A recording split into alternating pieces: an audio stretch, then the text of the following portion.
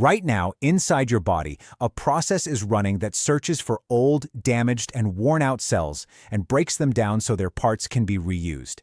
It's a bit like someone cleaning a house, pulling out broken things, taking them apart, and using the pieces to build something. It's such an important discovery that it earned a Nobel Prize in 2016. But here's what most people get wrong. Many believe autophagy only kicks in after days of fasting. The reality is far more interesting. And by the end of this, you'll see how small, everyday habits can activate this process too. Inside every cell are tiny structures that act like quality control inspectors. When autophagy is activated, these structures move through the cell, hunting down damaged proteins and worn-out energy-producing structures. They wrap this damaged material in a membrane and carry it to the cell's recycling center, where it's broken down and turned back into usable material. This process is simply part of the body's normal maintenance, clearing out old material and preparing the building blocks for healthy new cells. Researchers consider it important for cellular health and aging, and it remains an active area of ongoing study. Here's the key thing to understand. Autophagy doesn't run at full speed all the time. It's switched on by specific biological signals, and modern lifestyle habits, overeating, poor sleep, low activity, tend to suppress those signals. So the question is, how can we naturally reactivate them? Fasting activates autophagy because it lowers insulin levels and switches on a cellular energy sensor called AMPK. But there's another pathway that gets far less attention, mTOR. When the body senses abundant protein, the mTOR pathway suppresses autophagy and signals cells to grow. When protein intake drops, mTOR activity decreases, which helps switch autophagy back on. The practical takeaway is simple. Once a week, slightly reduce your protein intake and lean more heavily on vegetables, fruit, and whole grains. On the other days, keep your protein intake at a normal, healthy level to support muscle maintenance. The goal isn't permanent restriction. It's healthy cycling between higher and lower protein days. When the body is exposed to significant heat, like a sauna or a very hot shower, it activates a protective response known as the heat shock response. Part of that response involves an increase in autophagy, helping clear out the damaged proteins that heat stress produces. Some observational studies have linked regular sauna use to better overall health outcomes, but it's important to understand this is an association, not direct proof that sauna use alone prevents disease. If you have access to a sauna, a 15 to 20-minute session a few times a week is a reasonable and generally safe practice, though if you have a heart condition or blood pressure issues, check with a doctor first. Two compounds that come up often in this conversation are spermidine and urolithin A. Spermidine is naturally found in wheat germ, mushrooms, aged cheese, and legumes.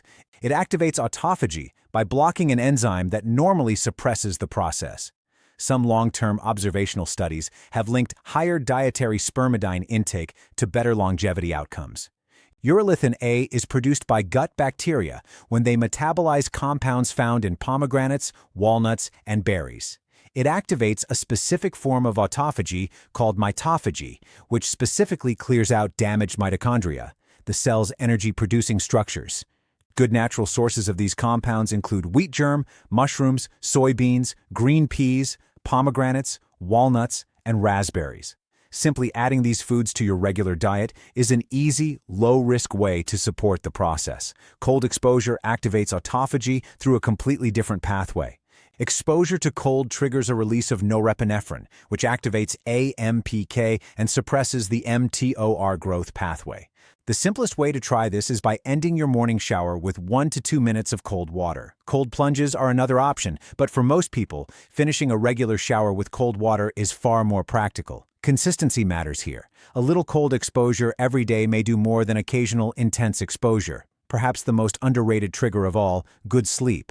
During deep sleep, the body performs autophagy at some of its highest levels, not just in the brain, but throughout the body. This is also when the immune system does much of its most thorough inspection work. Circadian rhythm disruption, irregular sleep schedules, night shift work, chronic sleep deprivation has been linked in research to poorer overall health outcomes. That's why keeping a consistent bedtime and wake-up time, roughly within a 45-minute window, including weekends, is one of the most effective ways to keep your internal body clock stable. One thing worth being clear about, autophagy is a naturally occurring, healthy cellular process that plays a role in overall metabolic health. But it isn't a cure for any disease, and no single lifestyle change is a guaranteed way to prevent a serious health condition. Complex diseases involve genetics, environment, and many other factors. If you have any health concerns, the most important step is always to consult a qualified doctor, a renewal. No video or supplement is a substitute for that. Prolonged fasting also activates autophagy and can be an effective strategy for some people. But the current understanding suggests the best approach isn't relying on one extreme method. It's combining several healthy habits day to day: balanced eating, movement, good sleep, and occasional heat or cold exposure. To recap, protein cycling, heat exposure, spermidine and urolithin-rich foods, cold exposure, and, most importantly, quality sleep. Together, these habits support the body's natural self-cleaning system.